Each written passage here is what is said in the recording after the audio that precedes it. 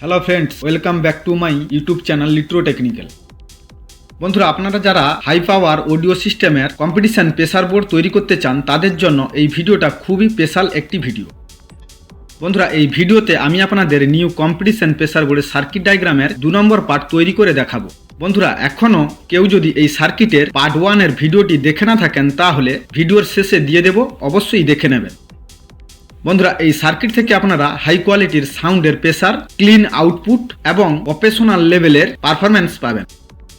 বন্ধুরা, পার্ট 1 এই সার্কিটে ইনপুট স্টেজ এবং 2টি ব্যান্ড তৈরি করে দেখিয়েছিলাম, আর এই ভিডিওতে বাকি 2টি ব্যান্ড এবং তার সঙ্গে আউটপুট স্টেজ তৈরি করে তার ফুল কানেকশন করে দেখাবো। তাই বন্ধুরা, ভিডিওটি মনোযোগ দিয়ে প্রথম থেকে শেষ পর্যন্ত দেখবেন। বন্ধুরা, এবার আসবো মূল সার্কিট ডায়াগ্রামে। বন্ধুরা, এখন আমি এই সার্কিটের সম্বন্ধে একটি গুরুত্বপূর্ণ বিষয়ে আলোচনা করব। বন্ধুরা, এই সার্কিটে পার্টসের ভ্যালু চেঞ্জ করলে সাউন্ডের ক্যারেক্টার পুরোপুরি চেঞ্জ হয়ে যাবে। তাই বন্ধুরা, এই সার্কিটের পার্টসের মান চেঞ্জ না করেই সার্কিটটা তৈরি করার চেষ্টা করবেন। বন্ধুরা, এখন আমরা এই সার্কিটের 3 নম্বর ব্যান্ডটি তৈরি করব। বন্ধুরা, এই সার্কিটের 3 নম্বর ব্যান্ডটি তৈরি করার জন্য এই ইনপুট লাইনে আমাদের এখানে আরেকটি ডিপিডিটি সুইচ নিতে হবে।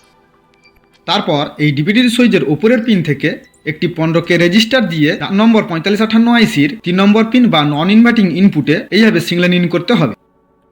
বন্ধুরা, তারপর এই সিগন্যালের হাই ফ্রিকোয়েন্সি কাট অফ বা লো ফ্রিকোয়েন্সিকে বুস্টিং করার জন্য এই পিন থেকে একটি 103 PF এইভাবে গ্রাউন্ড করতে হবে।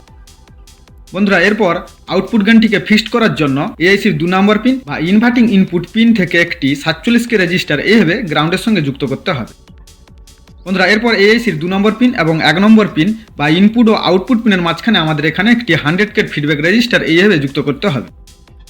বন্ধুরা, এরপর এআইসির 1 নম্বর পিন থেকে 15K রেজিস্টার দিয়ে আউটপুট পাওয়া যাবে। বন্ধুরা, এখন আমরা এই সার্কিটের আউটপুট থেকে একটি ভলিউম কন্ট্রোলারের মাধ্যমে ফ্রিকোয়েন্সিকে কাট এবং বুস্টিংয়ের সার্কিট তৈরি করব। তাই বন্ধুরা, আমাদের এখানে আরেকটি 47K ভলিউম কন্ট্রোলার নিতে হবে। তারপর এই ভলিউম কন্ট্রোলারের 1 নম্বর পিনে এই আউটপুট সিগন্যালটি এইভাবে যুক্ত করতে হবে। বন্ধুরা, এরপর ভলিউম কন্ট্রোলারের 1 নম্বর পিন ও 3 নম্বর পিনের মাঝখানে একটি 683 PF এইভাবে যুক্ত করতে হবে।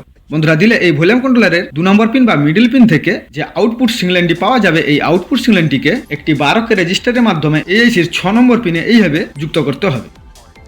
বন্ধুরা, এরপর এই ভলিউম কন্ট্রোলারটিকে সঠিকভাবে কাজ করানোর জন্য এই ভলিউম কন্ট্রোলারের 3 নম্বর পিন থেকে একটি রেজিস্টারের মাধ্যমে আউটপুটে ফিডব্যাক সিগন্যাল যুক্ত করতে হবে। তাই এই ভলিউম কন্ট্রোলারের 3 নম্বর পিন থেকে একটি 15K রেজিস্টার এআইসির 7 নম্বর পিন বা আউটপুটে এইভাবে যুক্ত করে দিলাম। বন্ধুরা, এরপর এআইসির 6 নম্বর পিন ও 7 নম্বর পিন বা ইনপুট ও আউটপুট পিনের মাঝখানে একটি 100K প্রিসেট এইভাবে যুক্ত করে দিলাম।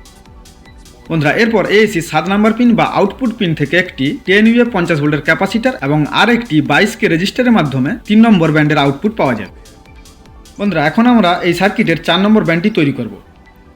4 নম্বর ব্যান্ডটি তৈরি করার জন্য এই ইনপুট সিগন্যালে আমাদের এখানে আরেকটি ডিপিডিটি সুইচ এইভাবে যুক্ত করতে হবে। বন্ধুরা, এরপর ডিপিডিটি সুইচের ওপরের পিন থেকে একটি 15K রেজিস্টারের মাধ্যমে এআইসির 3 নম্বর পিন বা নন ইনভার্টিং ইনপুটে এইভাবে সিগন্যাল ইন করতে হবে। তারপর এই সিগন্যালের হাই ফ্রিকোয়েন্সিকে কাট অফ এবং লো ফ্রিকোয়েন্সিকে বুস্টিং করার জন্য এই পিন থেকে একটি 153 PF এইভাবে গ্রাউন্ড লাইনের সঙ্গে যুক্ত করতে হবে। বন্ধুরা, এরপর এই চ্যানেলের আউটপুট গেইনকে ফিক্সড করার জন্য এআইসির 2 নম্বর পিন বা ইনভার্টিং ইনপুট পিনে একটি 47K রেজিস্টার এইভাবে গ্রাউন্ড লাইনের সঙ্গে যুক্ত করতে হবে। বন্ধুরা, এরপর আমরা জানি এআইসির ইনপুট ও আউটপুট পিনের মাঝখানে একটি ফিডব্যাক রেজিস্টার যুক্ত করতে হয়। তাই বন্ধুরা, আমি এখানে 1 নম্বর পিন ও 2 নম্বর পিনের মাঝখানে একটি 100K রেজিস্টার এইভাবে যুক্ত করে দিলাম। বন্ধুরা, দিলে এআইসির 1 নম্বর পিন থেকে একটি 15K রেজিস্টারের মাধ্যমে আউটপুট পাওয়া যাবে। বন্ধুরা, এরপর এই আউটপুট সিগন্যালে একটি ভলিউম কন্ট্রোলারের মাধ্যমে ফ্রিকোয়েন্সি কাট এবং বুস্টিংয়ের সার্কিট তৈরি করব। সেই কারণে আমাদের এখানে আরেকটি 47K ভলিউম কন্ট্রোলার নিতে হবে। বন্ধুরা, এরপর এই আউটপুট সিগন্যালটি এই ভলিউম কন্ট্রোলারের 1 নম্বর পিনে এইভাবে যুক্ত করতে হবে। তারপর ভলিউম কন্ট্রোলারের 1 নম্বর পিন ও 2 নম্বর পিনের মাঝখানে একটি 473 PF এইভাবে যুক্ত করতে হবে। বন্ধুরা, দিলে এই ভলিউম কন্ট্রোলারের 2 নম্বর পিন বা মিডল পিন থেকে আউটপুট পাওয়া যাবে। বন্ধুরা, এরপর ভলিউম কন্ট্রোলারের 2 নম্বর পিনের আউটপুট সিগন্যালটিকে একটি 12K রেজিস্টারের মাধ্যমে এআইসির 6 নম্বর পিনে এইভাবে যুক্ত করতে হবে।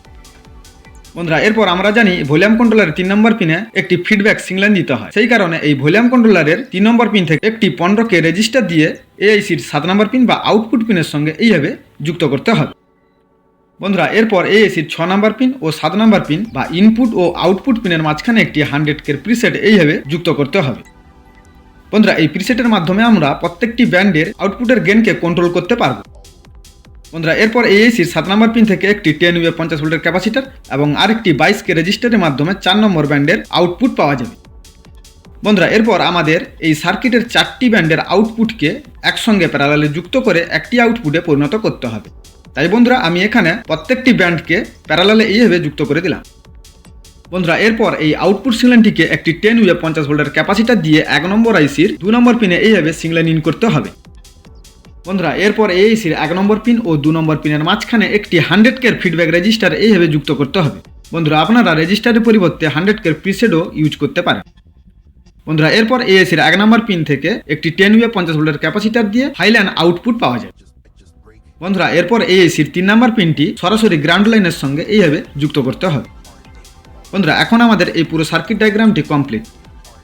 তো বন্ধুরা এই ছিল নিউ কম্পিটিশন প্রেসার বোর্ডের সার্কিট ডায়াগ্রামের 2 নম্বর পার্ট বা শেষ পার্টের ভিডিও। বন্ধুরা আশা করি এই সার্কিট ডায়াগ্রামটি আপনারা খুব ভালোভাবে বুঝতে পেরেছেন। আর যদি বুঝতে না পারেন বা কোনো রকম সমস্যা থাকে তাহলে অবশ্যই কমেন্ট করে জানাবেন। আর বন্ধুরা ভিডিওটি দেখে যদি আপনাদের একটু হলেও উপকৃত বলে মনে হয় তাহলে অবশ্যই ভিডিওটিকে বন্ধুদের মধ্যে শেয়ার করে দিবেন। বন্ধুরা ভিডিওটা আপনাদের যদি একটু হলেও ভালো লাগে তাহলে ভিডিওটিতে একটা লাইক করে দিন এবং চ্যানেলে যদি নতুন হয়ে থাকেন তাহলে চ্যানেলটিকে সাবস্ক্রাইব করে নোটিফিকেশন অন করে রাখুন সবার আগে ভিডিও পাওয়ার জন্য। বন্ধুরা মনোযোগ দিয়ে ভিডিওটি প্রথম থেকে শেষ পর্যন্ত দেখার জন্য আপনাদের অসংখ্য ধন্যবাদ। দেখা হবে নেক্সট ভিডিওতে।